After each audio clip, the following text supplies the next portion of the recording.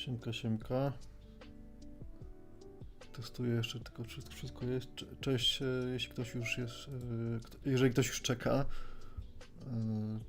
Czekajcie, bo teraz trochę zamieszałem dzisiaj.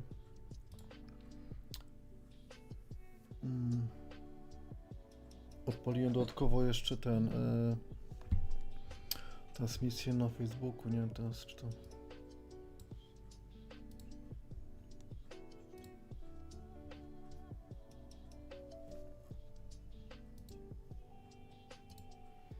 Zaraz zobaczymy, czy to... Okej, niby coś tu leci.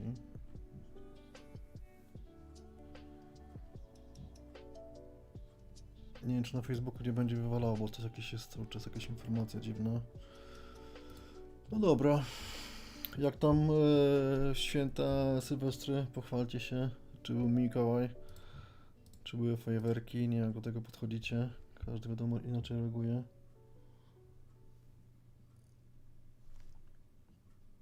No mi to pogryzły mnie, kurde. Te.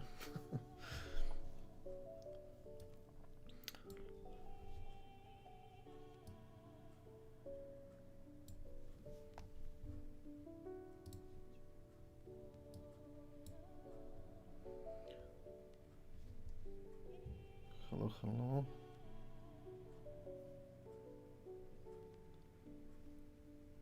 Patrzę, czy jeszcze wszystko, czy jest ok. Dajmy chwilkę czasu, niech się wszyscy zajdą. Kto tam ma się pojawić?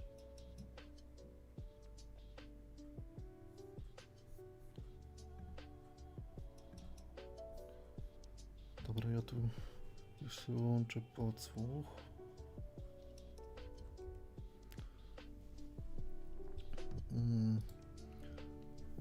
Właśnie jeszcze na kanale Nocne Niebo leci live'ik, tylko to oglądałem dzisiaj przelot Saturna, tak? Znaczy, nie, schowanie Saturna za Księżycem.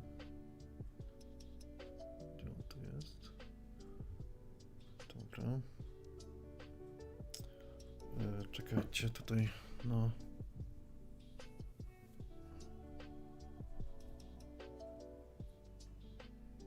Koniunkcja. Koniunkcja była Saturna dzisiaj na... Czekajcie, tu jeszcze sprawdzimy sobie. Jak zwykle na początku człowiek jest zakręcony, bo to wszędzie, kurczę, muszę mieć oczy. Czekajcie, jeszcze tutaj co to się dzieje. Jest, jak zwykle tutaj wszystko nie tak.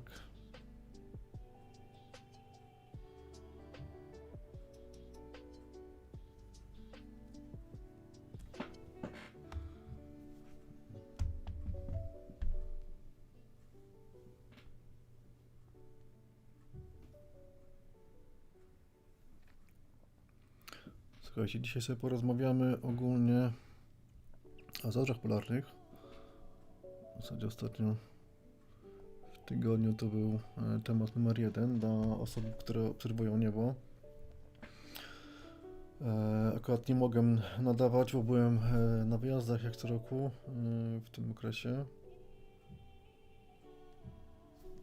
Już ciągnę to podsłuch, bo słyszę się, widzę, że wszystko działa. Dajcie jeszcze proszę znać, czy jest ok wszystko z mikrofonem i czy muzyka nie jest za głośna.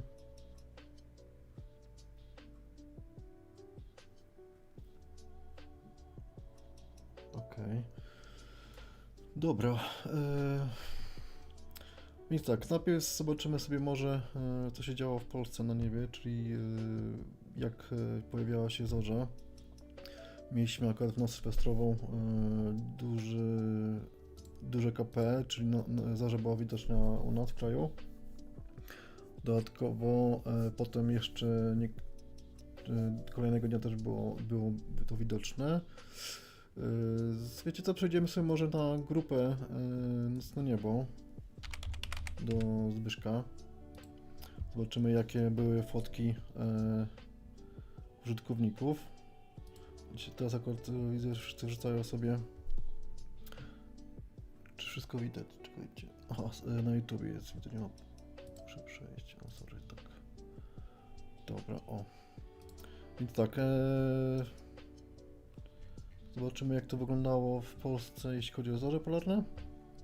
Teraz Zbyszek prowadzi live'a akurat. Zobaczymy, jakie fotki udało się chwycić. Czekajcie, trzeba trochę przecieć, bo to było parę dni temu. Teraz widzę fajne zdjęcia ludzi wrzucają, jeśli chodzi o księżyc. Bo było kilka wydarzeń, zaraz zobaczymy, wam pokażę. Przyłączymy jeszcze może to, co miało miejsce, czyli co było nad Polską, tak, według Zbycha.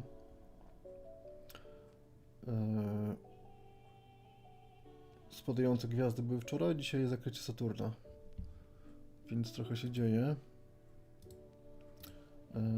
Czekajcie, zejdziemy trochę niżej. Ojoj, sporo do tego weszło.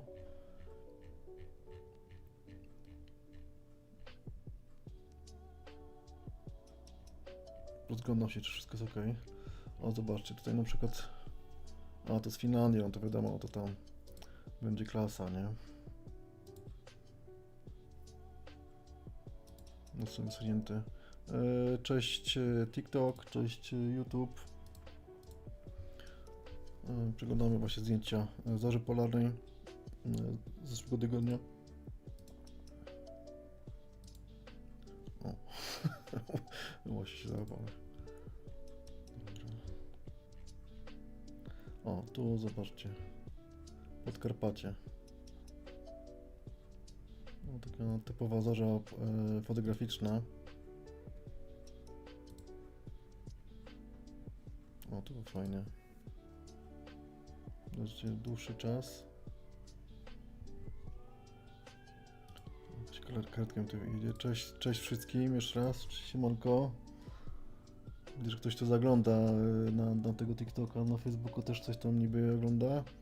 Fajnie, że jesteście. No jakoś musimy sobie radzić, jakoś trzeba to zacząć.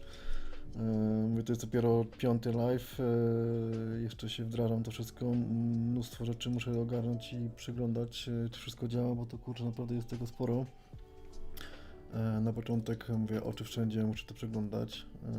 A teraz oglądamy sobie zdjęcia na grupie O nas to niebo u Zbyszka. Oglądamy sobie zdjęcia z tego tygodnia, bo w tym tygodniu mieliśmy duże KP, czyli była zorza widoczna w Polsce. I z nocy sylwestrową, czyli z 31 na 1, można było też strzec zorzę.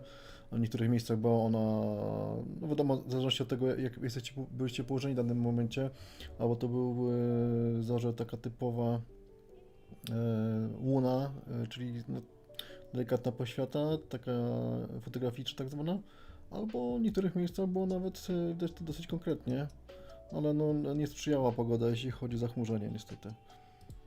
No, zobaczmy tutaj małopolskie, tak? Widzicie, całkiem spory słup,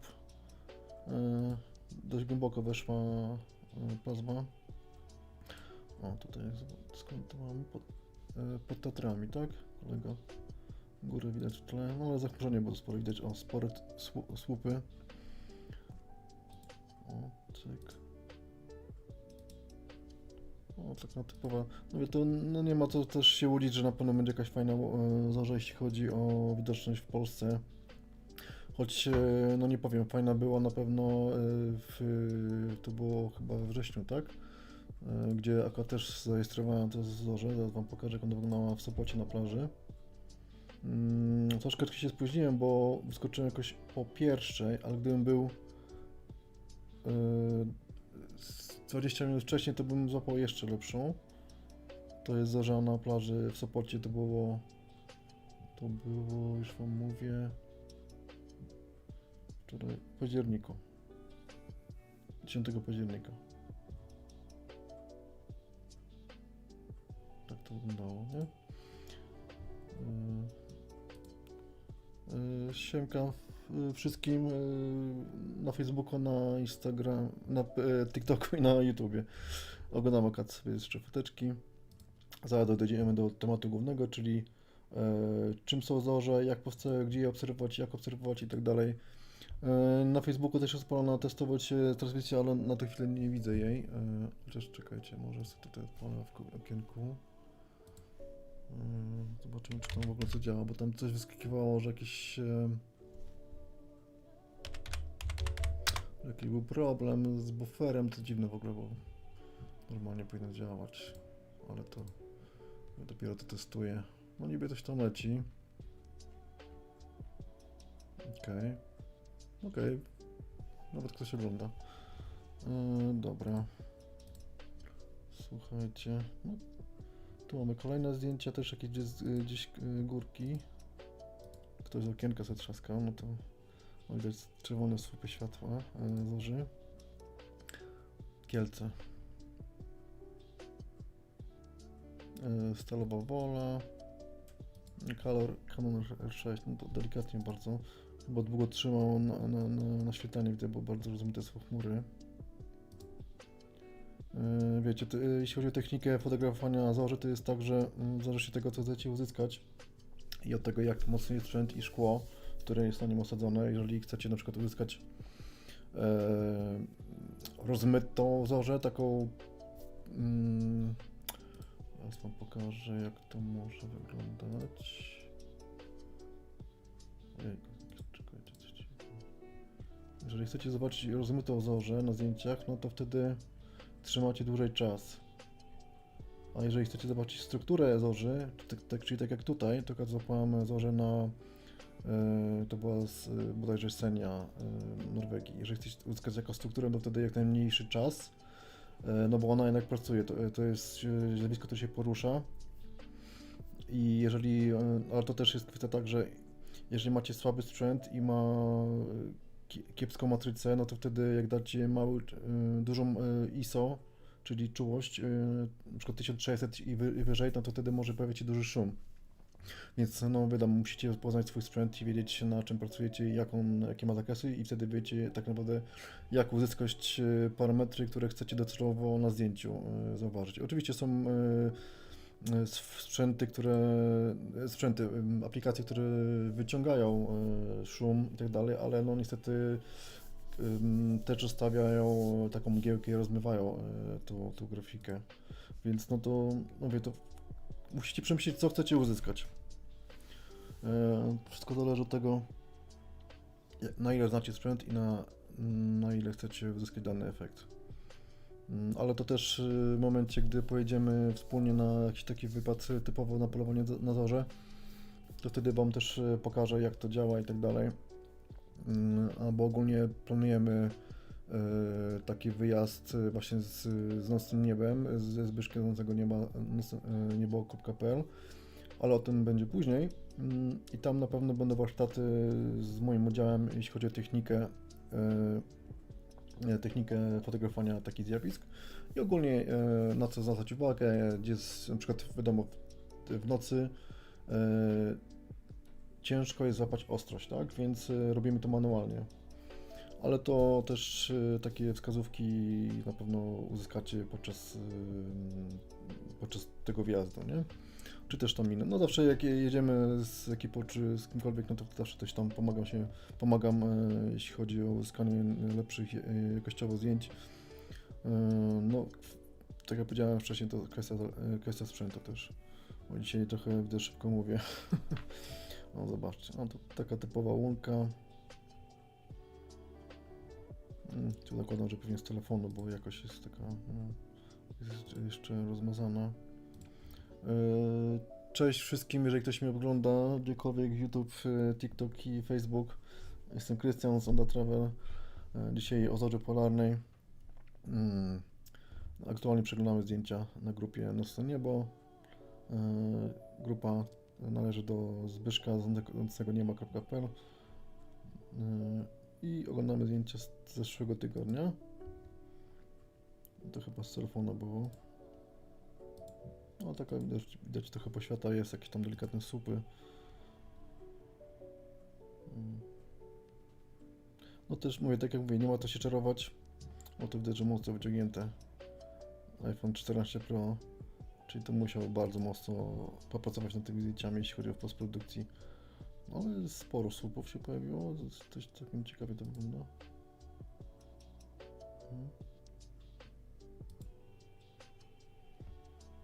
Widzę, że bardzo też poszło, jeśli chodzi o to dłuższy czas był na pewno i też postprodukcja była drastyczna, bo wyciągnięte szumów jest sporo i aż wszystko jest rozmyte, nie wiem czy to widzicie bo też może być już kompresja.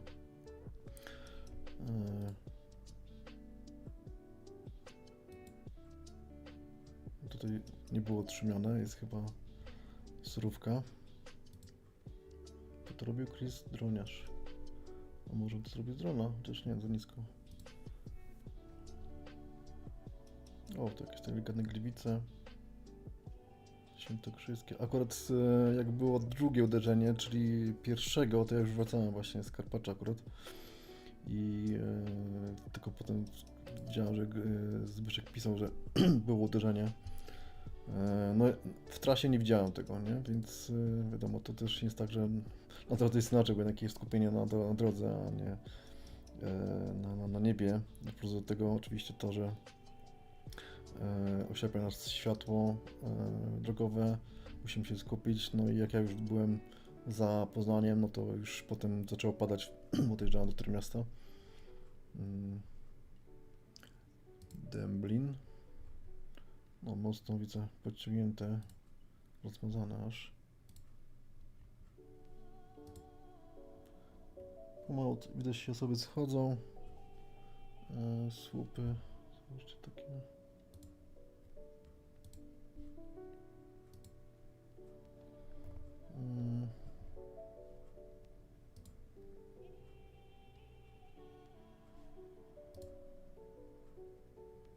O, coś tam się działo, nie? Mówię, przyszły rok będzie super, jeśli chodzi o zorzę polarną, bo nie wiem, czy wiecie, właśnie w 2025 to już jest maksimum słońca w cyklu 15-letnim, więc będzie się działo na niebie, na pewno będą duże wyrzuty plazmy i spore wystrzały, więc będzie co oglądać. Dlatego też jedziemy na Aurora Camp, na typowe polowanie na zorze z nocnym niebem. I mam nadzieję, że uzbiera się grupa, bo na razie jest tak se. I myślimy właśnie też, żeby nie przełożyć ten wyjazd na luty, przepraszam, na marzec, bo no chyba trafiliśmy źle w terminy, bo są ferie zimowe. I w sumie tak jest zainteresowanie, są zapytania, ale jakby na tym się kończy, nie? Jakby nie ma konkretów.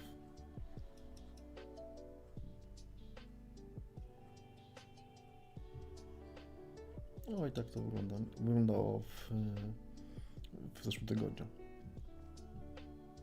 No a teraz co przejdziemy. A może w sumie zaczniemy o tym Aurora Camp.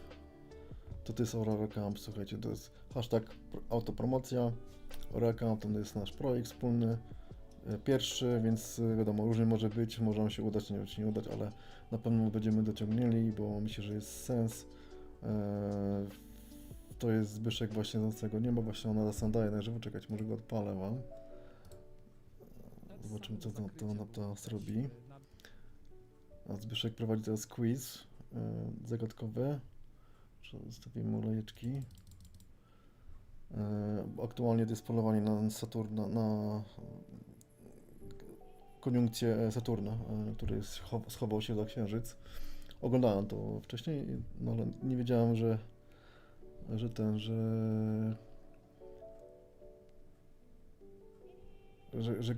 Zbychu będzie dzisiaj też ściągnął live'a, bo też wczoraj miał. Okej, przełączamy, wracamy.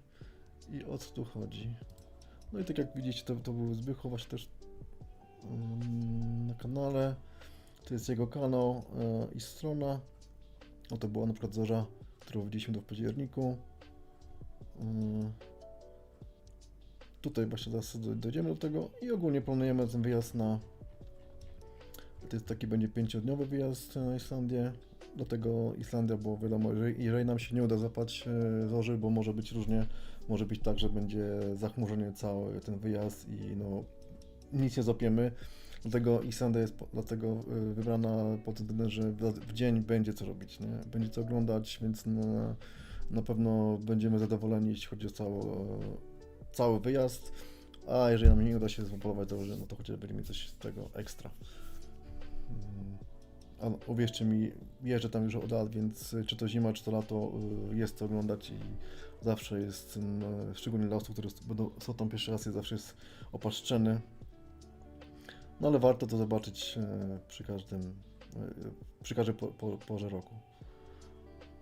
Ja nie mam nadzieję, że raz, dwa, trzy, ok, widzę, że mikrofon jest ok. No i tak to wygląda. Planujemy 11-15 luty, ale możliwe, że jutro to przełożymy na marzec, bo tak jak powiedziałem wcześniej, jest zainteresowanie, ale kurczę, no nie ma konkretów i boimy się, że może być przestrzał, nie? Ale to jutro prawdopodobnie odpalimy też live'a wspólnego ze Zbyszkiem na jego kanale i odpowiemy na wszystkie pytania i wtedy może się to jakoś pozmieniamy tematy. No i tu w zasadzie macie wszystko opisane, w co wchodzi w cenę, co nie obejmuje ceny, atrakcje dodatkowe, które są możliwe, zakwaterowanie, w zasadzie wszystkie informacje, a potem więcej macie odpowiedzi na zakładce FAQ, gdzie są ogólne pytania najczęściej zadawane. I tutaj miejsce, na które prawdopodobnie zobaczymy. Mówię prawdopodobnie, bo to kwestia tego, jak będzie wyglądała pogoda i jakie będą warunki, jeśli chodzi o drogi. I tyle, jeśli chodzi o tę reklamę. No i dzisiaj zapowiadany temat, czyli zorza polarna, czym jest i jak powstaje. Temat jest bardzo złożony, bo jest naprawdę dużo pochodnych zjawisk i nawet ostatnio też pisałem, że gdzieś trafiłem na coś takiego jak czarne zorze, o których wcześniej nie słyszałem i muszę zgłębić ten temat. Oczywiście nie miałem czasu, kurczę, przez to wyjazdy.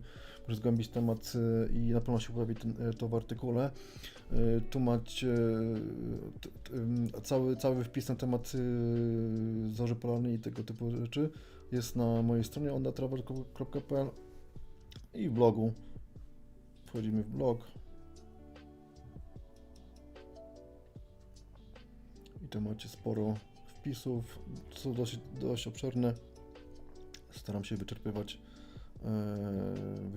temat danej. Jeszcze raz cześć, kto jest na live, ktoś tam widzę, że gdzieś tam ogląda. Siemanko, jakieś lajki, jakieś coś, jeżeli możecie, to poproszę, zawsze to pomaga w podbiciu live'ów czy tam kanału. No i zaczynamy, słuchajcie, tak naprawdę ile mamy już 6 minut, 7 minut, no i to idealnie, na pewno przez ten czas kto chciał to dołączył. No i słuchajcie, to tak jak wcześniej zaczęliśmy, czy zorze polarne są możliwe w Polsce? Oczywiście tak, tak jak widzieliście, są dostępne i na pewno będą jeszcze bardziej widoczne w przyszłym roku. Tak jak powiedziałem, no to jest właśnie to, co pokazywałem wcześniej, czyli to jest te zorze, które chwyciłem w Sopocie na plaży. Kto był na plaży w Sopocie, ten wie, że tam jest dość jasno i ciężko takie warunki, ale no udało się, nie?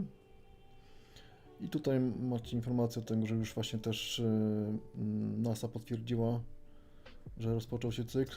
Mówiłem 15-letni, bo on się pokrywa z 25-letnim również, więc możecie sobie doczytać jeszcze cały artykuł, o czym on mówi. Ogólnie jest po angielsku, ale tam tu starają się clue jakby wciągnąć z tego.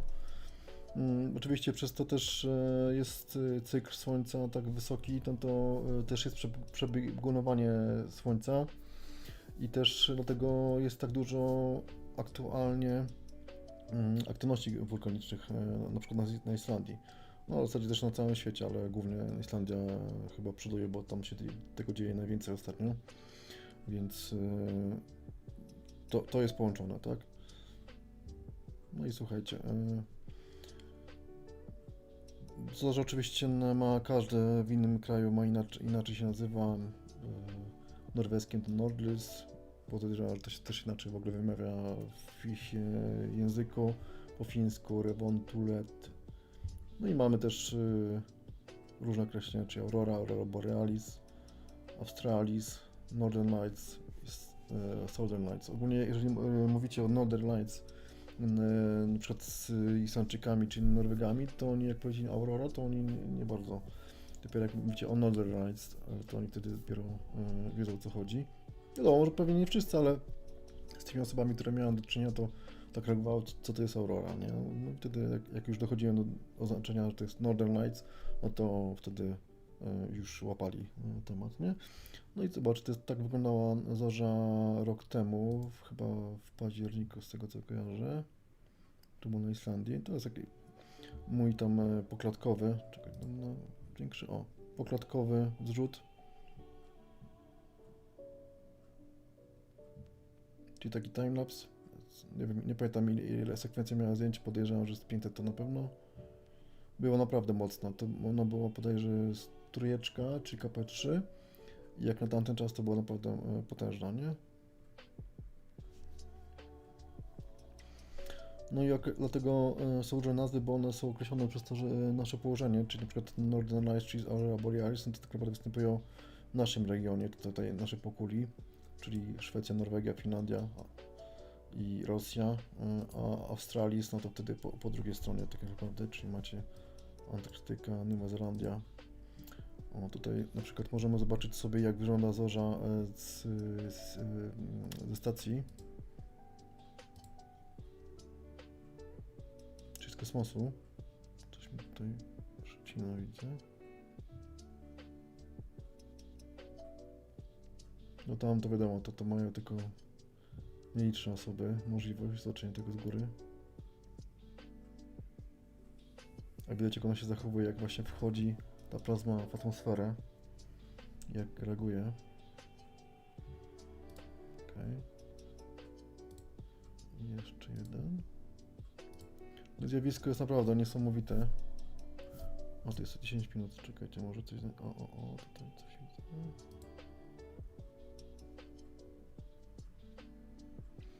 To ogólnie macie dostępne na stronie, więc możecie sobie spokojnie to przeglądać na spokojnie. Cię też tak nie będę was jakoś tam trzymał, bo też nie o to chodzi.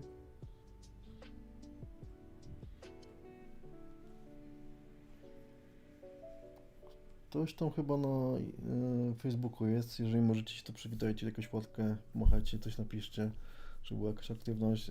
Dzięki, że jesteście ogólnie. To też jakby nie zapowiadałem tak tam dużo wcześniej, tylko po prostu wrzuciłem dzisiaj posta, a stwierdziłem, dobra, to jedziemy z tym. To macie tak naprawdę zrzuty z różnych okresów, różne naloty, tak? No.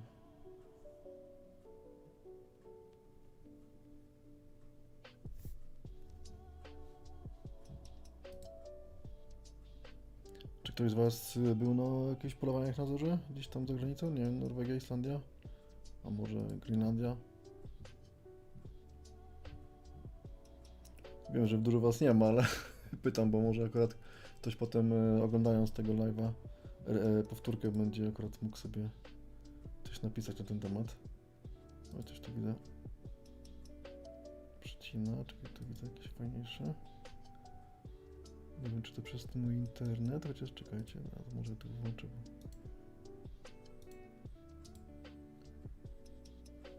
Może to przez to.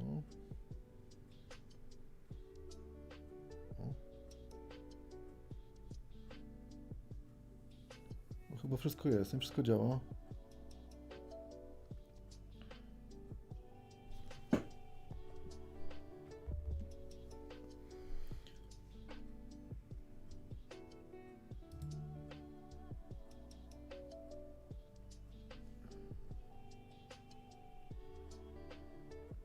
Coś tu tnie bardzo dzisiaj, kurczę, nie wiem dlaczego tak.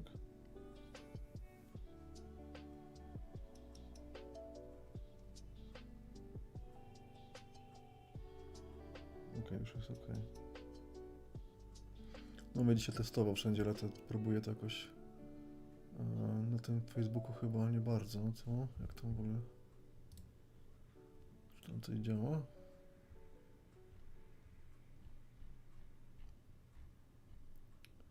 Nie, coś tam leci.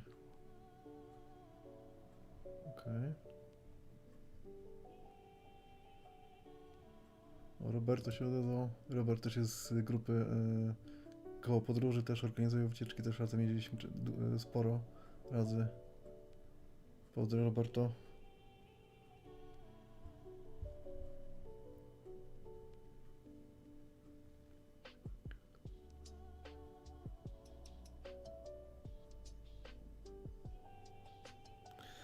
No widzicie, nazwisko jest niesamowite. I unikatowe, bo jednak za każdym razem wygląda to inaczej. Dobra, to sobie obejrzycie, to jest dostępne na stronie. I dochodzimy do kolejnych rzeczy. Mamy różnego rodzaju zorze polarne, na przykład jest coś takiego jak Dune Aurora. Ona charakteryzuje się tego typu kształtami, ona wchodzi po prostu poziomo w atmosferę, nie w poziomo, nie tworzy jakichś słupów. No i co to mamy, że ona znana również jako faliste zorze polarne lub piaskowe. Rzadki typ zorzy polarnej, który charakteryzuje się falistością wydmową, strukturą.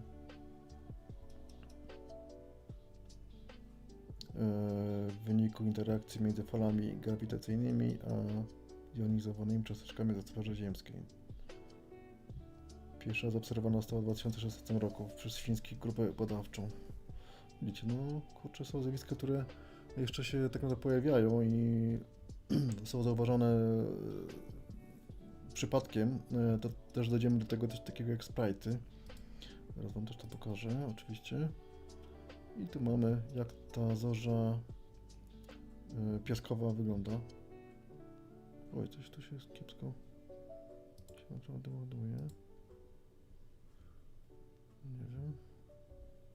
Dlaczego tak się dzieje dzisiaj? No, to może tak zostawimy.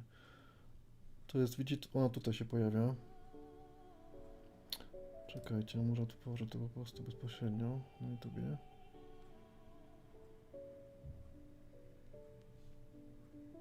Nie wiem dlaczego tak.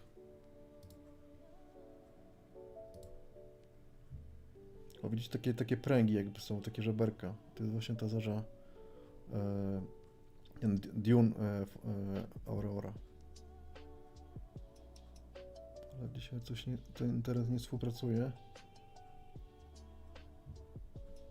Czekajcie, 4K może trochę zmniejszę. Dziwne, bo zużycie procesora tak znikome.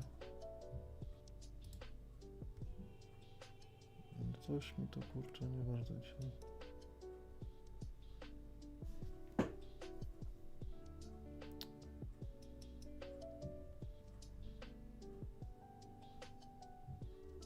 Jak to nazwać, no?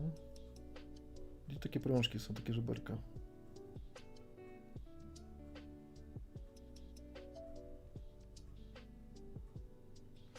No może powiedzieć troszeczkę takie, nawiązując do oboków sebrzystych, też takie coś występuje.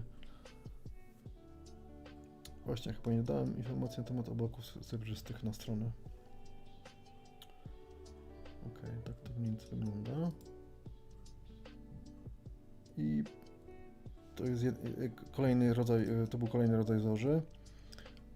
Mamy jeszcze coś takiego jak teraz właśnie pokrewne zjawiska, czyli tak zwane STEVE. To jest ogólnie skrót Strong Thermal Emission Velocity. Też były zaobserwowane pierwszy raz w 2016 w Kanadzie. Czyli to jest jakiś akronim, tak? I tak naprawdę widzicie, że jeszcze nie wiemy, dlaczego one powstają i skąd się biorą. Znaczy, nie wiemy skąd, ale dlaczego powstają, tak? Zobaczcie, tak to wygląda, po prostu jest taka smuga pionowa. Zobaczcie, po prawej to jest normalna zorza, a tu powstała taka pionowa kreska. Może powiedzieć, że tak jak typowe słupy, ale on się ciągnie zbyt wysoko, jest bardziej rozległy. Jeżeli to były słupy takie typowe zorzowe, to one pewnie były gdzieś tak tutaj. No to zobaczcie, przecina całe niebo, nie?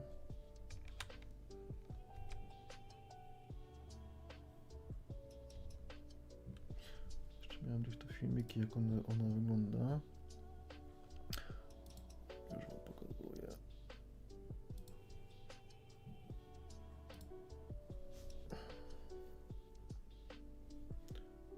Było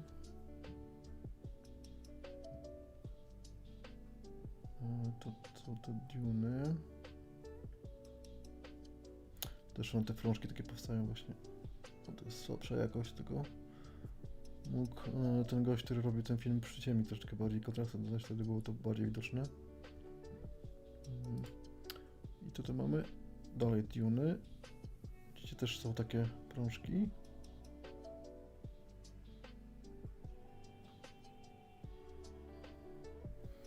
Czy mnie słychać? Czy wszystko jest ok? Dajcie proszę znać. Mówię, dzisiaj to jest w ogóle szał.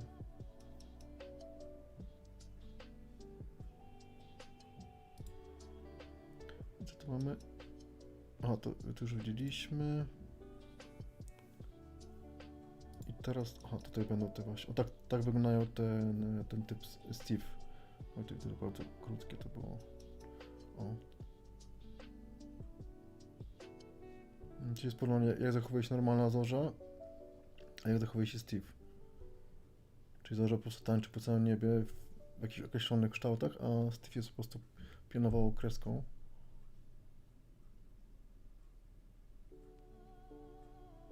To kobieta właśnie mówi, że nie wiedzą tak naprawdę jeszcze. To są właśnie tamte te zielone, były takie typowe słupy polarne. A Steve zachowuje się inaczej i my jest po prostu biały. Tak właśnie cząsteczki plazmy uderzają w struktury.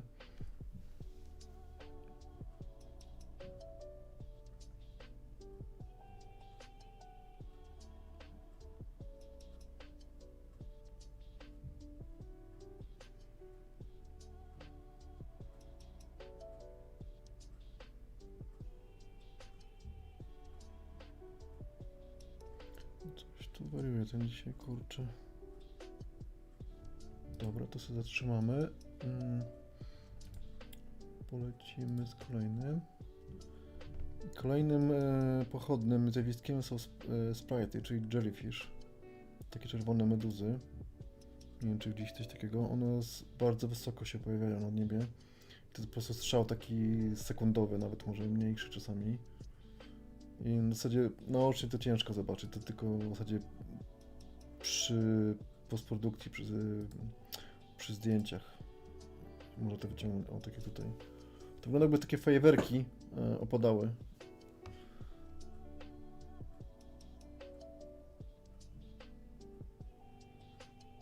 I też one są porównywane do elfów, właśnie także takie aniołki, elfy. Też czasami tak nazywają ludzie. No widzicie, to jest po prostu mrugnięcie tak naprawdę.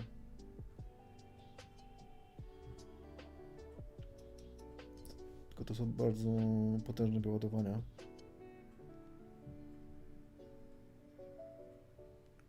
Kurczę, co dzisiaj z tym internetem?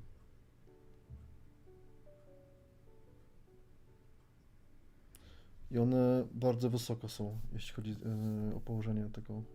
Zaraz wam pokażę różnicę między na jakich wysokościach pojawiają się dane zjawiska.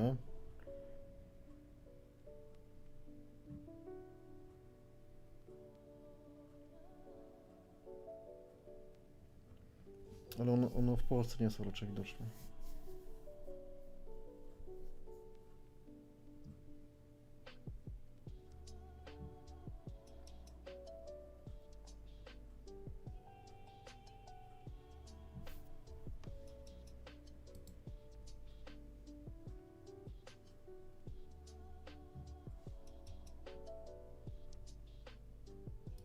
Okay. Już wam pokazuję, jak widzicie, one się... O, zobaczcie, coś takiego mamy, czyli tak mamy te typowe wyładowania. Stratosfera i one są aż tutaj. No, to jest... Natomiast sprite'y, a to jest ogólnie ta aurora taka, to jest ten elf. Czyli ogólnie to mówią na to po prostu anioły.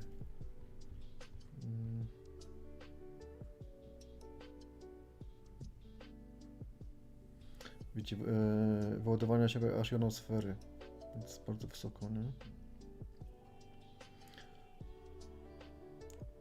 Nawet 30 km średnicy. Do 500 km wysokości.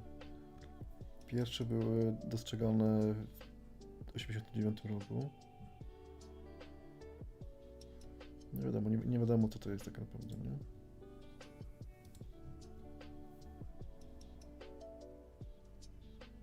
Jakieś poklatkowe.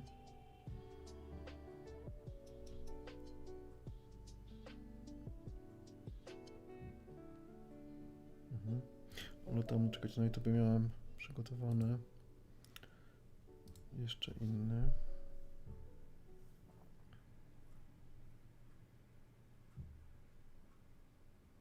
Wiecie, to jest po prostu mrugnięcie tak naprawdę. Okiem no, pewnie coś zobaczycie, jakieś, tak jak przy wyładowaniach.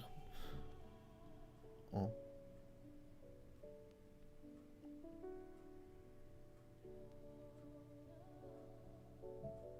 To jest potężny strzał, tak?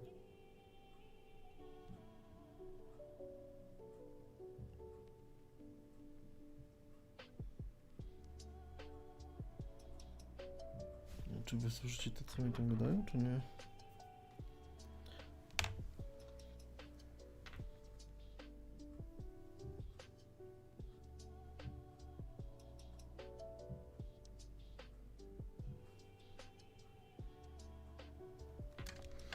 Sprawdzam, czy wszystko słychać. Muzyka leci.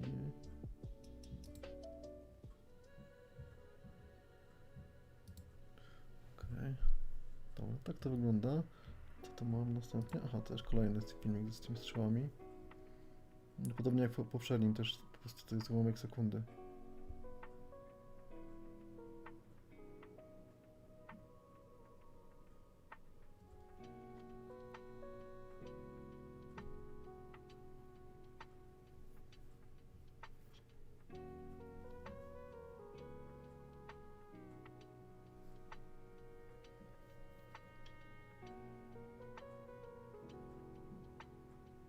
Widzicie, to normalnie no okiem zobaczyć coś takiego to jest dopiero zakładam, że przy obróbce zdjęć to dopiero fotograf jest świadomy tego, co zarejestrował w aparacie, tak?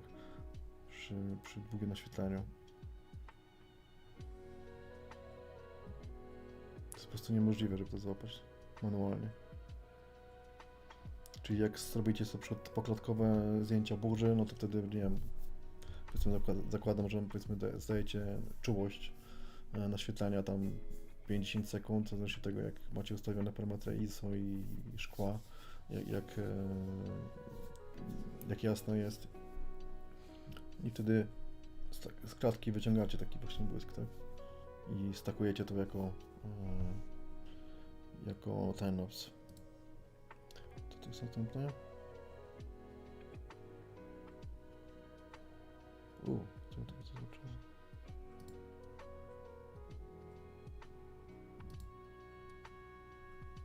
Czekajcie, co to było?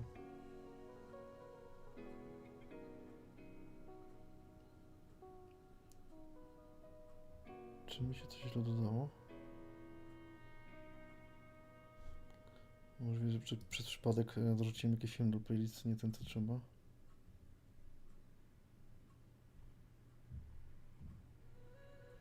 Albo to nie moja playlista już leci. Dobra, to pomijamy to. Wracamy na stronę. Czyli zobaczcie, pierwsze duszki były opisywane w literaturze naukowej w 68, 6, przepraszam. Potem 25. To niby ktoś zaobserwował w 56.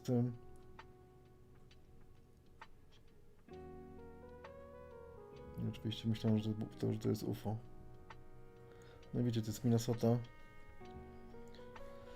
U nas no raczej nie są widoczne.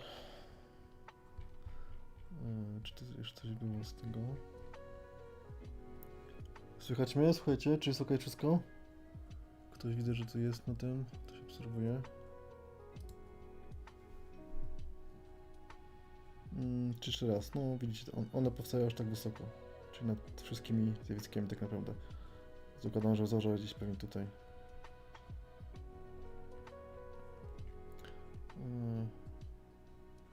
No i dochodzimy tutaj do elementu, jak tak naprawdę ta zorza powstaje. Czyli zobaczcie, gdy jest duże wyładowanie na Słońcu, wyrzut plazmy, który był na przykład 31 grudnia i ten wyrzut plazmy leci do nas do orbity.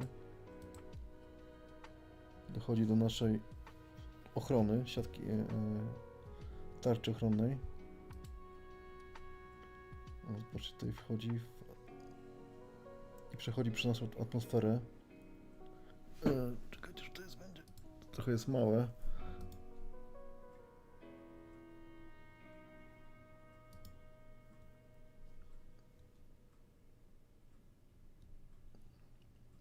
O, to jest chyba lepiej pokazane. Zobaczcie, tak leci po prostu ten cały wiatr, ta cała plazma. Dochodzi do naszej atmosfery, przechodzi przez klatkę i wchodzi. No i potem, w zależności od tego, jak bardzo, jak głęboko plazma dojdzie do Ziemi, jak bardziej się przebije przez nasze struktury, to wtedy jest inny kolor. Wtedy pospalają się po prostu inne gazy.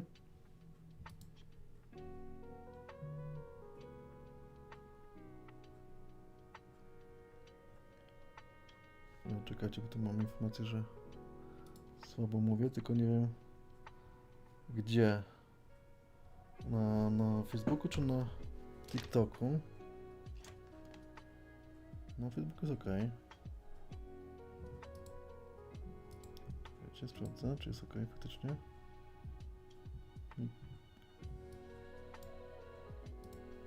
Nikt mi nic nie mówi, że jest cicho. Może... Ja tu widzę, że jest ok. Tak powiem. No ale dobra, wracamy. Widzicie, tak wchodzi w atmosferę plazma i przebija się przez naszą ochronę. Czekajcie, tu miałem jeszcze... O, to jest fajna grafika, która pokazuje to, jak to wygląda mniej więcej. Czyli mamy, zobaczcie, 200 km, 96 km i wtedy już mamy, im głębiej wejdzie, tym jest inna barwa. My na ogół widzimy tą niebieską i ostatnią czerwoną, czyli tak naprawdę przebija się przez tą górną strukturę tylko. No, czyli mam tak, zielone emitowane przez wzburzenie atomy tlenu, czyli mamy styczność z tlenem 100 km, potem mamy czerwone na wysokości 200-300 km. Niebieskie to mamy połączenie z azotem 90 km, czyli tutaj. I fioletowy, czyli taki mamy miks tego wszystkiego, tak? Tutaj.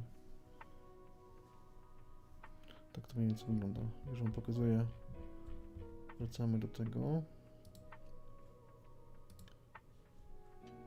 To jest fajnie było pokazane, jak to... O.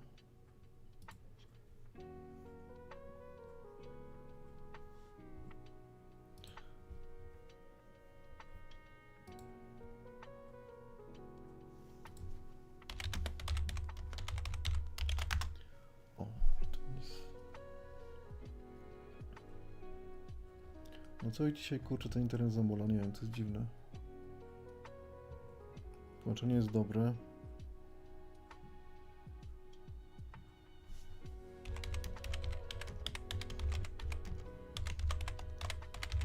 Dajcie znać na TikToku, czy jest faktycznie cicho. Chociaż trochę podgłośniłem. Jeszcze mogę troszeczkę dać do góry. Żeby też nie było za głośno, nie? Czekajcie, może zrobię test.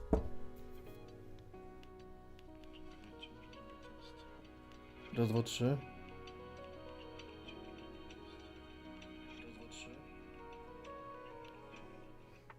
Może trochę muzykę przyciszę, nie?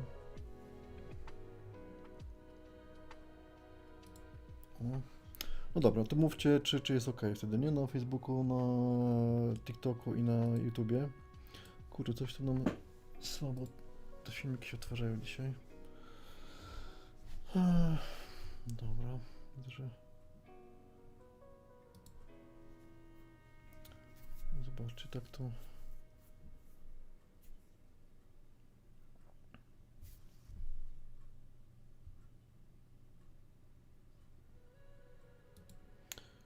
To jest ogólnie pokazane, jak działa ta nasza ochrona. O, to będzie, czekajcie, może to wam odpalę. Czy to będzie słychać? Our sun is constantly hurling deadly radiation out towards us. Only our magnetic shield, the magnetosphere, saves us. Raz, dwa, trzy.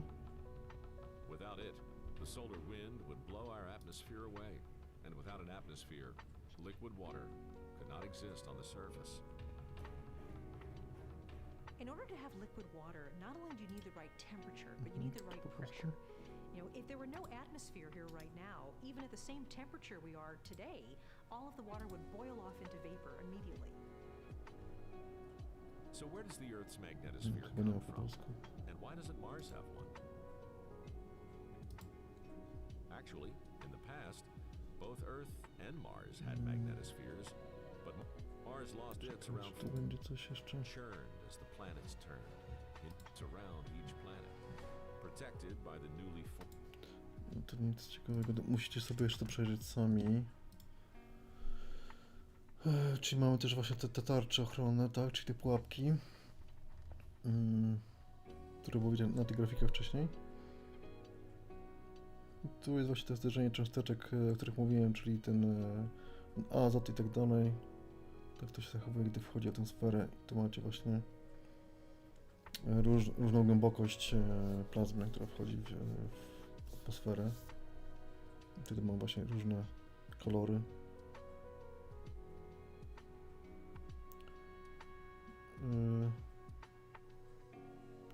Czy jest ok? Słuchajcie, bo kurczę, tak jakoś dziwnie się czuję dzisiaj, że może coś tam nie do... czekajcie, zobaczę na TikToku, czy on tam... Poziomy są niby ok. Dobra, to... Sorry, ale tak jakoś dzisiaj... Nie mogę się skupić, kurczę, na tym. No dobra, to tak jak mówiłem wcześniej. No i tak jest zaobserwowana na przykład na Islandii, jak ona była bardzo wysoko, czy była tylko zielona.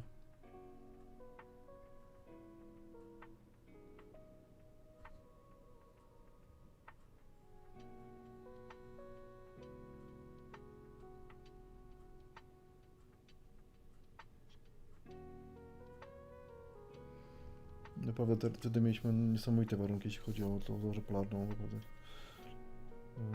Były bardzo niskie KP.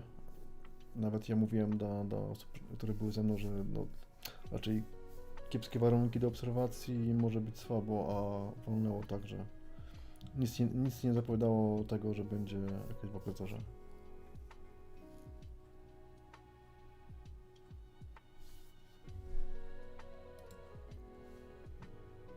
To akurat było na Norwegii, na Seni, wyspa Senia.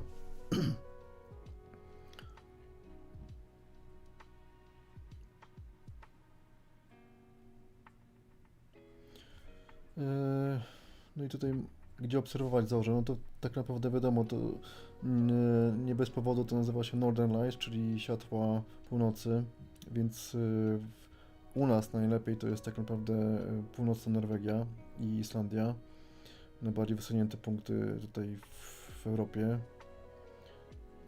Teraz wam pokażę, gdzie my jeździmy na przykład, nie? Czekajcie. Już wam pokazuję. My jak jeździmy na Norwegię na polowania, to do Tromsø, to jest akurat Senia, tu mamy archipelag Lofoty, na który też będziemy jechali w tym roku. Tu mamy wyspę Senia i w zasadzie w tych obszarach jeździmy, wiadomo, w dzień oglądamy jakieś tam fajne krajobrazy, jest tego też sporo, a w nocy po prostu polujemy na zorze. No to jest, tak naprawdę to są też planetaria, miejsca, gdzie są obserwowane zorze. Zobaczcie, jak to jest wysunięte. Czyli tutaj jest, tak? I mniej więcej ten sam położenie, powiedzmy, jak Islandia. No, to jakby. Więc warto się wybrać na taki wyjazd, bo no nie ma, oczywiście mówiąc tak, jeżeli macie potężne zasoby finansowe, to oczywiście możecie polecieć sobie tutaj tak naprawdę też na Grenlandię, czy nawet do Stanów, tak?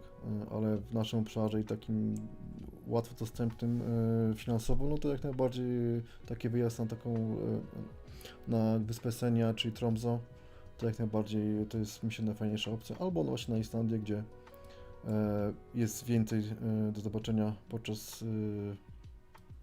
O, gdzie tak sobie uciekło?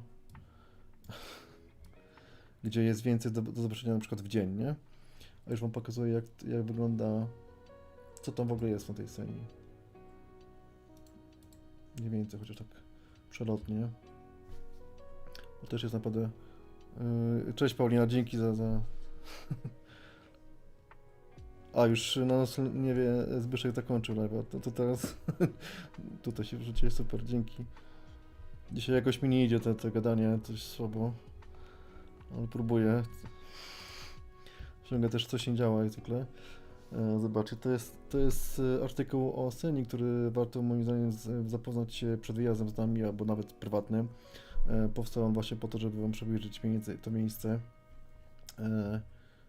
I tak to mniej więcej wygląda. Takie są krajobrazy, bardzo surowe. Jeszcze nie ma tam aż tak dużo turystów, jak na Bergen, czy na Trolltungen, na języku trolla i tak dalej.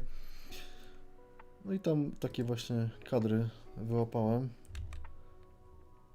To było dosłownie, jak przyjechaliśmy do domku, to teraz do samochodu wysiedliśmy i tak właśnie wyglądało nasze pierwsze spotkanie z Zorzą.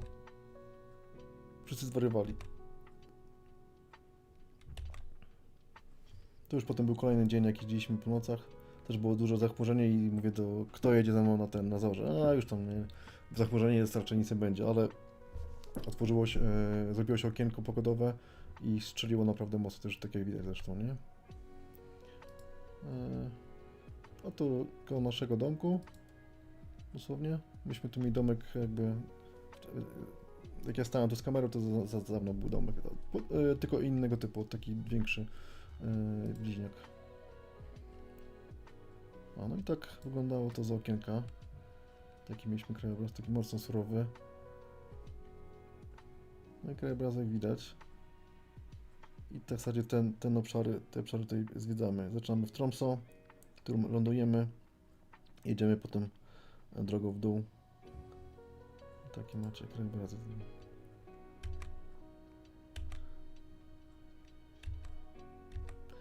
Wiadomo, jeżeli ktoś chce, to można dodatkowo zorganizować.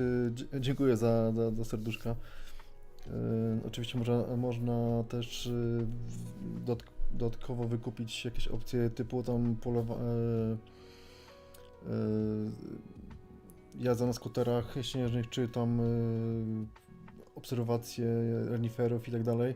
No jest trochę atrakcji, ale renifery można na przykład zobaczyć sobie tak naprawdę na drodze się zdarzają, czy tam tak jak tutaj byliśmy w takim forcie z II wojny światowej. Dość fajne miejsce. Jeśli ktoś lubi takie właśnie zwiedzanie tego typu rzeczy, tam wszystko jest podziemia schowane. Na pewno, jeżeli ktoś lubi... Dzień dobry, George. Czekajcie, przywitam się wami.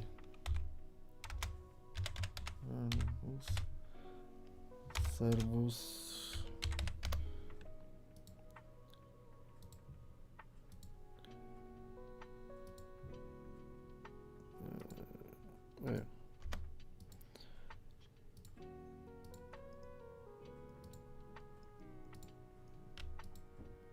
Bo to TikToku jeszcze nie ogarniam. Nie wiem, co te wszystkie kurcze serduszka i inne znaczą.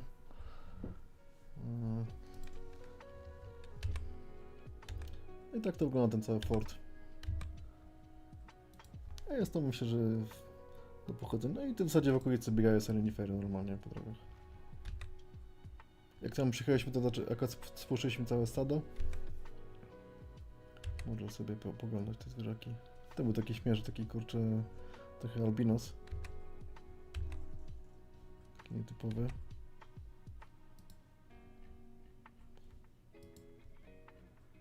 I takie surowe właśnie klimaty, nie?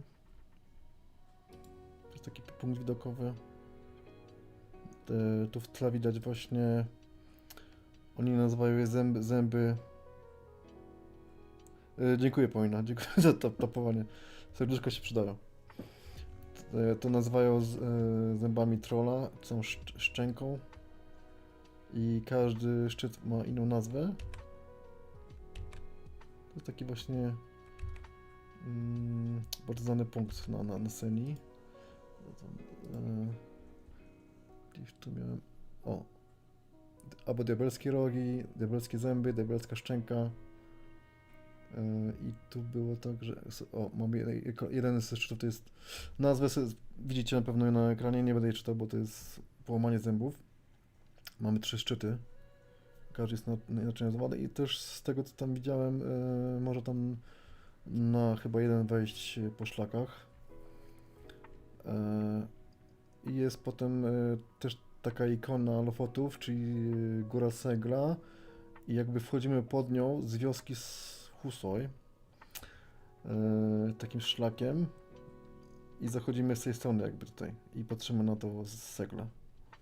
A po drugiej stronie, z prawej strony jest po prostu klif padający no fiord tak naprawdę, nie?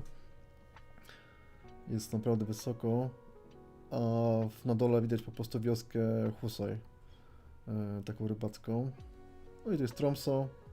Tu w zasadzie to jest widok akurat z góry, na którą wjeżdżamy kolejką, albo możemy wejść sobie, jeżeli ktoś chce zrobić sobie taki trekking i z tej widać panoramę całego miasta, jak lądują samoloty i tak dalej, i też tutaj można zapływać na zorze. Tu na ogół robimy to w ostatni dzień, to miasteczko. No jeżeli ktoś chce, to co możecie sobie poczytać, tu jest sporo informacji. Dziękuję za tapowanie.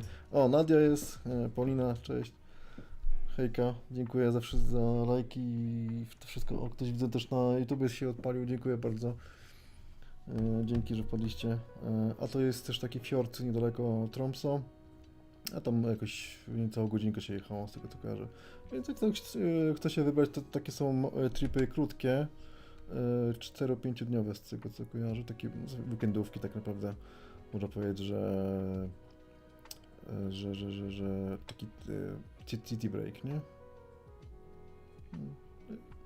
No i mówię, ale głównym celem jest właśnie obserwacja zorzy polarnej. Dobra, wracamy do właśnie zorzy polarnej. I zobaczcie, jak to działa, jeśli chodzi o postrzeganie zorzy. Określone są zorze, ma punktację KP od 0 do 9. Wiadomo, im wyższa też gęstość zorzy, tym jest bardziej widoczna i bardziej szczegółowa, bo jeżeli mamy właśnie małe KP, przypuśćmy 2-3, no to w naszych warunkach to jest no nie do zobaczenia. U nas musi być tak naprawdę, żeby była widoczna w naszym obszarze, no to tak 6-7 i wyżej. I to zależy oczywiście od roku i gęstości zorzy. Aktualnie, zaraz chyba zobaczymy, jak jest aktualnie u nas.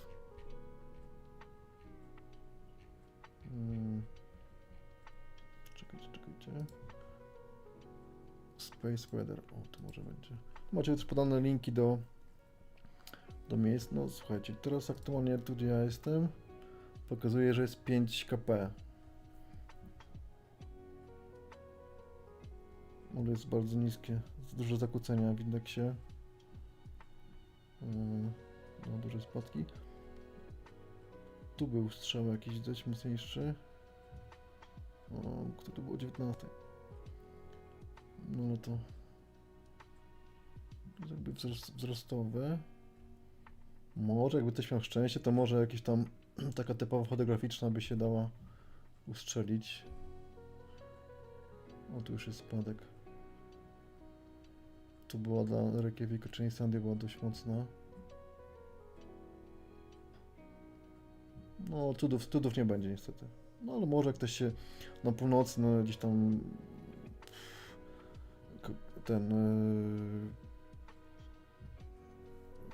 na północnej Polsce gdzieś tam może ktoś tam wychwyci gdzieś tam nad morzem. Może kogoś by się udało. No i tu mamy zobaczyć też, no, wszystko jest opisane tak naprawdę, możecie sobie to przejrzeć na spokojnie. Ja tylko tak ogólnie mówię, żeby też wam nie zajmować dużo czasu. Też nie o to chodzi, żeby tu pepać rzeczy, które możecie sobie sami tu przeczytać, po to jest też ten wpis w blogu, który w zasadzie wszystko opisuje dokładnie. Czekajcie, bo to...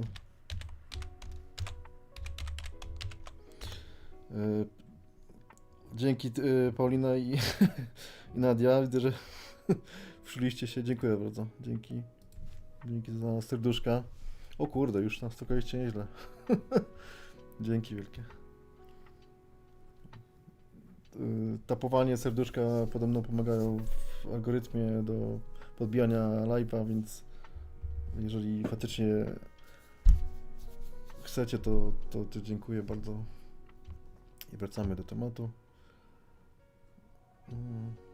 Tak, i to tak jak mówiłem, najlepsze miejsce do obserwacji zorzy polarnej, no to oczywiście jest Tromsø, Svalbard, Lofoty i Senja, czyli to jest to, co pokazywałem.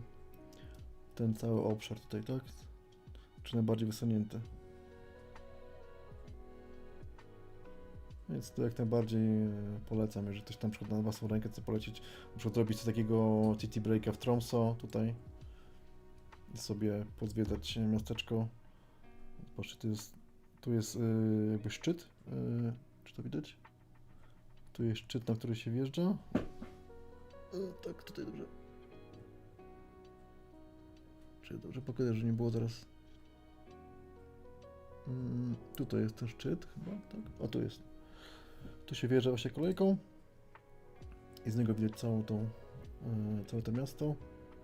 Też fajnie jak się ląduje nad lotniskiem, to tu jest lotnisko. Zależy od tego, z której strony lądujemy oczywiście, wiadomo też to zależy od wiatru. No to tak jakby tam są takie szczyty i to tak fajnie się zmienia, tak jakby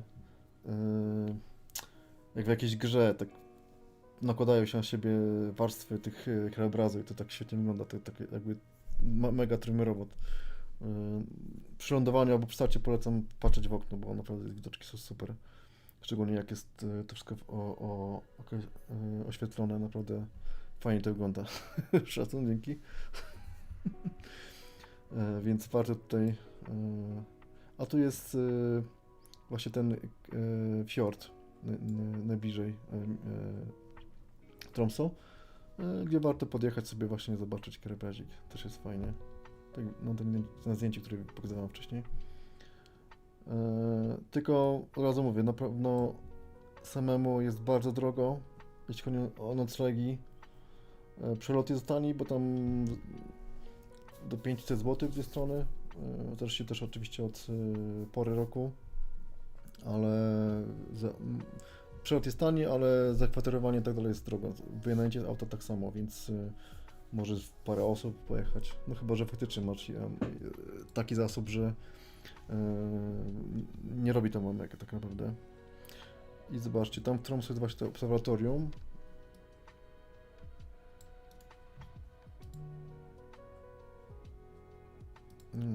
Obserwatorium właśnie astronomiczne.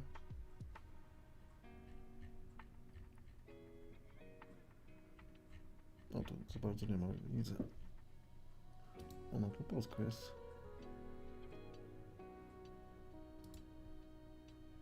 O kurczę, nawet nie wiedziałem, że to jest po polsku. Uniwersytet Arktyczny. To sobie zostaje, co przejrzę to jeszcze. I też mamy centrum.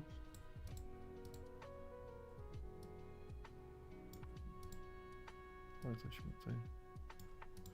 O Jezu, coś to myszką też szaleje dzisiaj. Aha, jeszcze mam nie podałem informacji odnośnie atrakcji w tym Tromsø. Ja to chyba wrzuciłem. Dzisiaj trochę skaczę po tych, kurczę, informacjach, sorki. Czekajcie, czy ja wam dobrze pokazałem teraz?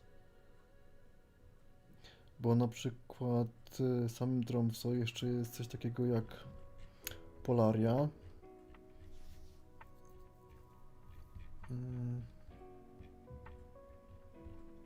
I oczywiście tam też jest Muzeum Wikingów. Czekajcie, gdzieś to odrzucałem na pewno.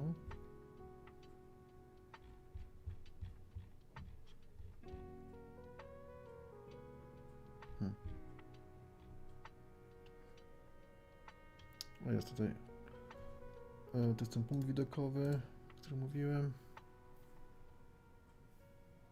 Oj. Jest, aha, tu jest Polaria. Centrum edukacyjne, tam naprawdę są wyświetlone zorze.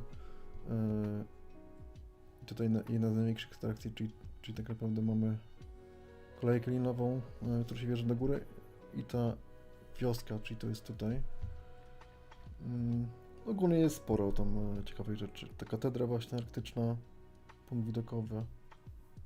Myślę, że na taki dzień ułożenia jest co zobaczyć tam. No i oczywiście testowanie jedzenia, tak? Bo no wiadomo, jeśli ktoś lubi owoce morza, czy tam ich przysmaki, to jak najbardziej może czegoś spróbować. Zakładam, że nie ma tam rekinów, tak jak na Islandii, czyli takiego przysmaku tradycyjnego. Może nie będę mówił, jak on jest przyrządzany, ale śmierdzi strasznie, bo on jest trzymany w ziemi i on gnije. Ogólnie, jeżeli kupujemy to w restauracji, to jest taka malutka kosteczka, bardzo droga, którą zapija się tą wódeczką, nie? Czy tam jakimś alkoholem. No i to tam mamy dalej. No i słuchajcie, jak sprawdzić sobie zorzę polarną, to tak jak widzieliście, tam otwierałem wcześniej, czyli na przykład możemy spróbować Aurora Service. To na bieżąco pokazują rzeczy, miejsca, które, aktywności aktualnej. Też polecam zobaczyć, dużo informacji jest na social mediach, jak tu widać. Weather Channel.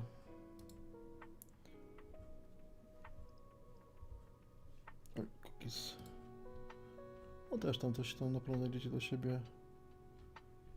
Dużo oczywiście reklam. No i taka najbardziej chyba popularna to jest ten Space Weather Live. To właśnie byliśmy na niej wcześniej, tak? No. Oczywiście też są aplikacje mobilne, czyli Aurora App. Ja też to jakoś mam, nie wiem, czy mam tą. Co to się pojawiło?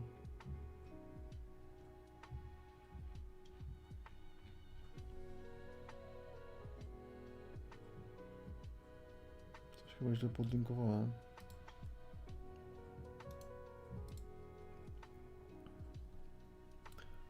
Mam Aurora Forecast, a ja mam jeszcze jakąś inną, jakąś płatną, bo to są darmówki. Northern Lights jeszcze, taka aplikacja też jest. Też dostępna na tym, na iPhone'a na przykład, nie?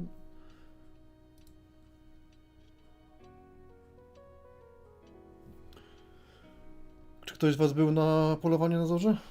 Gdziekolwiek? Bo tu widzę, że parę osób się pojawiło. Mieliście okazję zobaczyć zorzę taką faktyczną, realną, a nie łunę, która widoczna jest tutaj aktualnie w Polsce.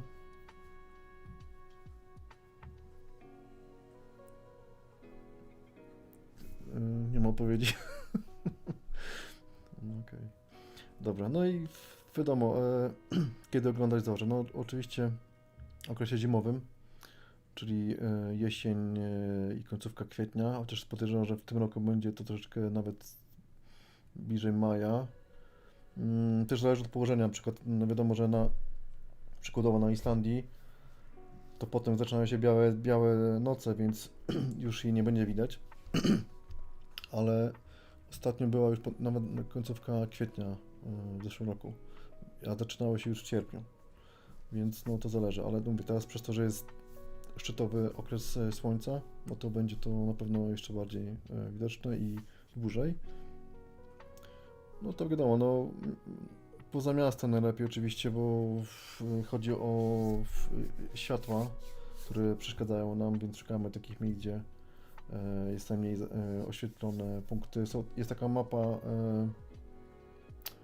mapa, która pokazuje, gdzie są obszary mniej oświetlone w danym miejscu, czy tam kraju. W Polsce to oczywiście są Bieszczady, najmniej tych polucji, zanieczyszczeń światłem. No oczywiście musi być bezchmurne niebo, wiadomo, że oczywiście da się zobaczyć zorzę, jak jest zachmurzone niebo, tylko że to będzie wtedy widoczne, chmury będą po prostu zielone na przykład, tak? Więc to nie będzie do końca tak, jakbyście chcieli. No i trzeba czekaj, bo to też jest tak, że to nie jest tak, że ona jest ciągle na niebie, tylko ona po prostu wchodzi w atmosferę, zależy od tego, jak jest duża siła, jak duża ta plazma, wchodzi w atmosferę, wypala się i znika. No i ten cykl może trwać całą noc tak naprawdę. Może być nawet nad ranem przy wschodzie, bo jeszcze nisko jest, słońce jest nisko, więc nie widać tego. Więc jeszcze będzie możliwość zobaczenia. Przepraszam, tutaj jest jeszcze możliwość zobaczenia wtedy zorzy. O, dobra. No to zdjęcie, jak byliśmy na Islandii, akurat jechaliśmy, walnęła tak mocno zorza i jechaliśmy spod domku do takiego większego, takiego punktu, o takim wzniesieniu, żeby zobaczyć ją jeszcze lepiej, z innej perspektywy, ale niestety jak dojechaliśmy na miejsce już skończyła się. Więc, ale była naprawdę potężne wyładowanie. Co tu jeszcze mamy? No i to wiecie, też dodałem opis, co może robić poza nocnymi polowaniami. Jeszcze mamy dodatkowy filmik, timelapsik.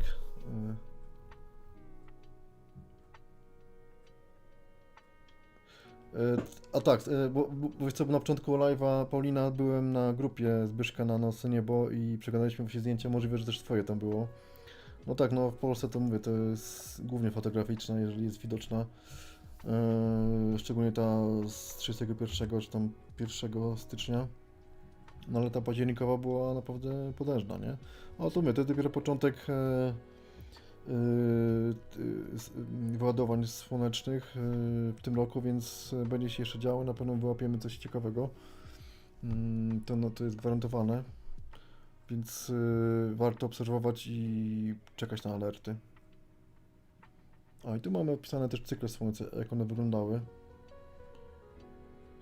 Zobaczcie, jak to się zmieniało, tak? Czyli to jest tak naprawdę parabola, no tak jak ze wszystkim. I mamy 81, 22, 82, a teraz mamy, zobaczcie, 80, to jest 89, tak? Czyli to natężenie się wzmaga, jest coraz mocniejsze. Tu mamy 11-letni cykl. A to samo 25-letni cykl. Tak, no i to one są mocno widoczne podczas takiego cyklu. No wtedy, mówię, tak jak wcześniej mówiłem, że w momencie, gdy byliśmy w zeszłym roku na Islandii i było wyładowanie według KP 2-3, a było tak widoczne jak przy 6.8. Więc naprawdę jest duża różnica.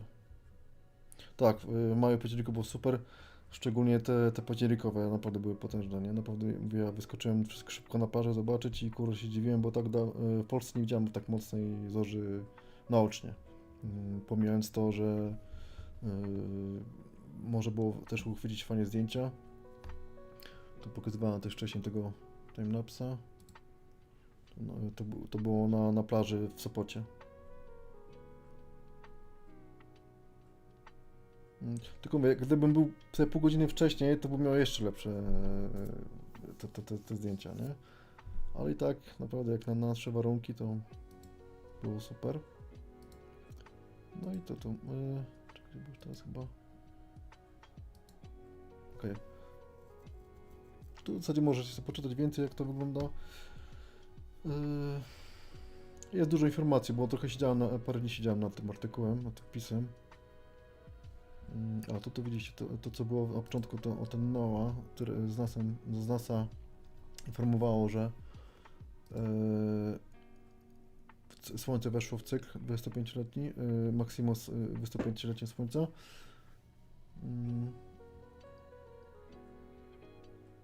No i oczywiście mamy też inne rzeczy, czyli tak jakby sztuczne zorze. Czyli te teorie spiskowe, które powstawały oczywiście według testów w Stanach Zjednoczonych.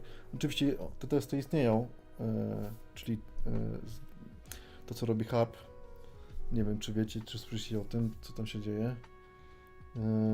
Prawdopodobnie mówiło się, że to majowe wyładowanie to właśnie była przyczyna tego testowania. I faktycznie gdzieś czytałem artykuł, że oni się przyznali się do tego, że były takie testy. Ale potem jakby potwierdzenia tego nie było, wycofali się z tego, nie? Zobaczmy, pokażę wam, jak to wygląda. Czym jest ten harp, nie? Jak tam nie będzie cięło. Czyli jest to tak potężna jakby antena, tak jak coś takiego jak w Rosji była. Tylko tam była taka pionowa, to mamy w poziomie. Oni po prostu działają wpływ zorzy na atmosferę. I no, ogólnie dużo rzeczy tam robią, no wiadomo, nie wszystko jest powiedziane. Na lasce, tak? Co tu mówią? A, to było wszystko.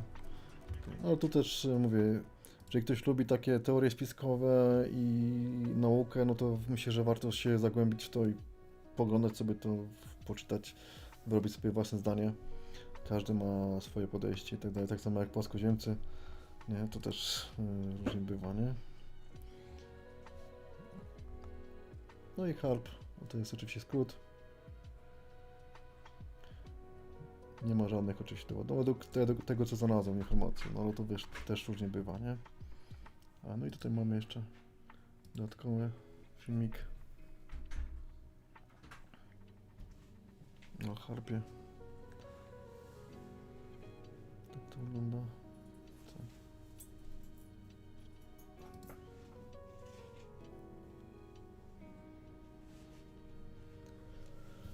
No także tam się nieźle bawią.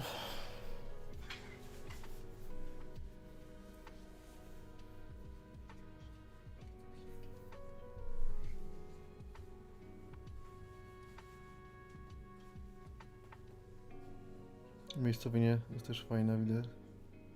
No to jest Alaska, tak tam też. Tak.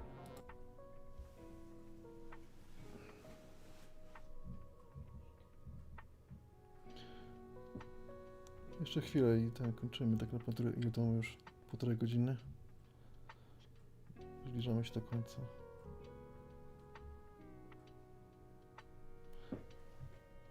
Okej, dobra.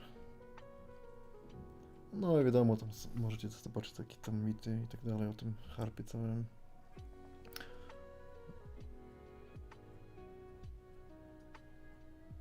Jakie mam ciekawostki?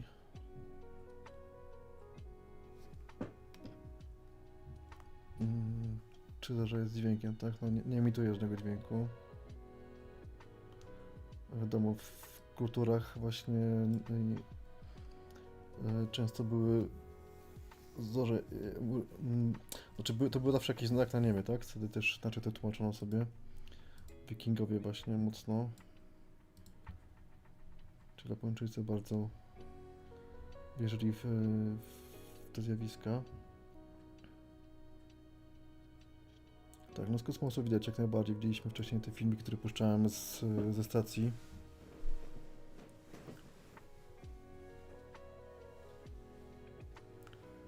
O, widzicie, mamy też na Jowiszu, Saturnie, Uranie i Neptunie zorze polarnie. A zobaczmy sobie na Saturnie, to na planetów. Ciekawe, czy mamy jakieś klipy. Saturn. Chyba kiedyś widziałem to w jakimś klipie. Aha, tak, no.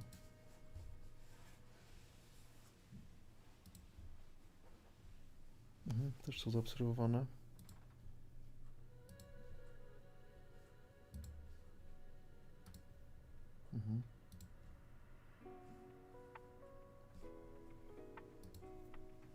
Czyli tylko u nas, tak? Występują.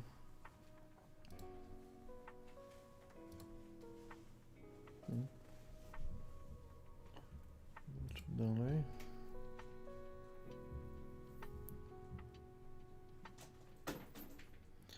No tak. Tak, właśnie też wpływa na GPS na pewno. Właśnie im większe wyładowanie, tym większe problemy. Nawet mówiło się o tym, że jak jest duże wyładowanie że kiedyś było miejsce, nawet były takie momenty w historii, że zniszczyły jakieś tam radioodbiorniki. A nawet tutaj jest. Spowodowało blackout, tak? W Kanadzie.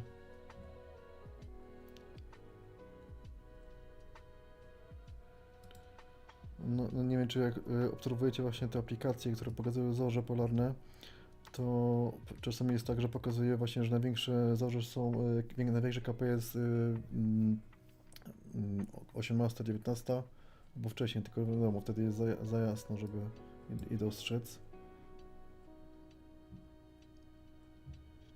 Co tu mamy jeszcze? Tak, to są też te inne rodzaje zorzy, o których tam było wcześniej. No i to cały czas to jest badane. To by było chyba na tyle. Jeszcze tylko w sumie, słuchajcie. Cześć Paulina, papa. Jeszcze tylko wspomnę o naszym projekcie. Cześć, cześć, ja już też kończę. Czyli teraz hashtag autopromocja, czyli nasz projekt z Nas to Niebo, Aurora Camp, który prawdopodobnie będzie w lutym, ale możliwe, że go przełożymy na marzec, bo jednak są ferie i jest dużo zainteresowań, dużo osób pisało, ale no, na tym się kończyło, więc kto wie, czy tego nie przełożymy. Możliwe, że jutro uruchomimy live'a ze Zbyszkiem na noctoniebo.pl i opowiemy na pytania, jakie zadajecie nam w mailach i wiadomościach. Czym jest Aurora Camp? No to jest projekt, pierwszy nasz projekt wspólny, który na celu ma właśnie obserwację zorzy, czy tam też polowanie na zorze w okresie tam zimowym i kierunkiem jest Islandia, gdzie no wiadomo, że oprócz polowania na zorze mamy też za dnia wiele atrakcji, czyli zwiedzanie wyspy, która no, jest niesamowita. Tu macie na przykład filmik z Laguny Lodowcowej,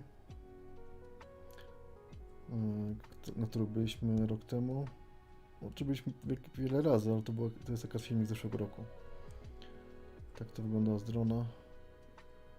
No i tutaj też powstawało dużo filmów. Tomb Raider, James Bond, ale o tym mówiłem w poprzednich podcastach, chyba nawet w drugim, gdzie mówiłem o wyprawach na Islandię zimą. No i tam możemy wychwycić takie kadry. Dziękuję za lajeczki. Nie wiem, kto tam atakuje. Agnieszka, cześć Agnieszka. Już akurat kończymy, ale będziesz mogła sobie obejrzeć powtórkę, jeżeli masz ochotę na YouTubie, bo tam też jest transmisja. I jest też na Facebooku, ale to muszę zobaczyć, jak tam to działało, bo robiłem tam pierwszy raz, więc nie wiem, czy tam nie usunę tego, ale na pewno cała jest zachowana na YouTubie. I tak to wygląda. Takie można kadry wychwycić podczas takich polowań. No i zimą. Wiadomo, jak jest pogoda, jest słoneczko, to wygląda to przepięknie. Takie obrazy są cudowne. Więc można nasycić i się fotograficznie i wizualnie, naocznie. No, tak to na przykład mamy wodospad Gulfos.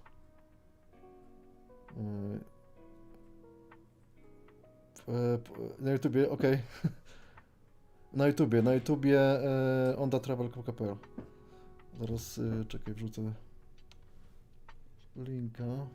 W zasadzie wiesz co, w profilu na TikToku jest tam w bio, jak odwiniesz linki, to tam jest link do YouTube'a.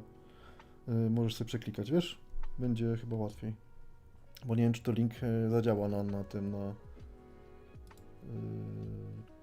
na wiadomościach. Czekaj, spróbuję go wkleić, ale nie wiem, czy to przejdzie, wiesz, bo to czy nie będzie blokowany. Aha, przeszedł. No to możesz spróbować. Akurat, widzisz, to jest właśnie mój kanał. No i wracając tutaj do tego Aurora Camp, no to tak to wygląda cenowo. Cena została obniżona troszeczkę. Na tą chwilę planujemy 11-15 luty, ale może to się zmienić mówię jutro, bo możliwe, że przeniesiemy to na marzec. I tu mamy opis, co nabajemy, czego nie, ogólne warunki, no w zasadzie wszystko jest. Mówię, to jest wyjazd legalny z biurem podróży, więc wszystko jest tak jak trzeba. Nie musi się o nic martwić. No ogólnie poza tym to też mam wyjazdy w inne kierunki, czyli np. Norwegia. Możecie czytać, macie tu Islandię, macie do wyboru 7-dniowe, 4-dniowe i polowanie na zorze. Po Norwegii mamy do wyboru właśnie Tromsø i Senję. Tam też na tą chwilę polowania na zorze głównie. I ruszyłem w zeszłym tygodniu, 2 tygodnie temu z ofertą na archipelag Lofoty. Też o tym mówiłem w odcinku chyba trzecim, gdzie jest cały odcinek o Lofotach, w zasadzie o części Lofotów, więc zapraszam na YouTube, tam jest cały odcinek na ten temat. No i tu w zasadzie warto sobie to przejrzeć i planuję też na Maderę ruszyć. Możliwe, że siądę do tego jakoś w przyszłym tygodniu i ofertę przygotuję dla osób zainteresowanych. No i oczywiście, jeżeli ktoś potrzebuje się dowiedzieć czegoś więcej na temat Islandii czy tam Norwegii, to zapraszam na blog, gdzie jest sporo wpisów. Jest myślę co oglądać, czytać, bo jest mnóstwo moich zdjęć, dużo filmów, opisów, mapy. Jest tego sporo. Więc no to słuchajcie, nie będę chyba więcej przedłużał. Mamy 1,5 godzinki. Jakoś to poszło dzisiaj, no nie szło dzisiaj za dobrze dzisiaj mi, ale starałem się jak mogłem. Dzięki wszystkim za reakcje, lajki i tak dalej. Na pewno to trochę pomogło. I do następnego. Może jutro na pewno będzie live, znaczy prawdopodobnie będzie live ze Zbyszkiem na noctoniebo.pl wspólny, gdzie odpowiem na te pytania wszystkie.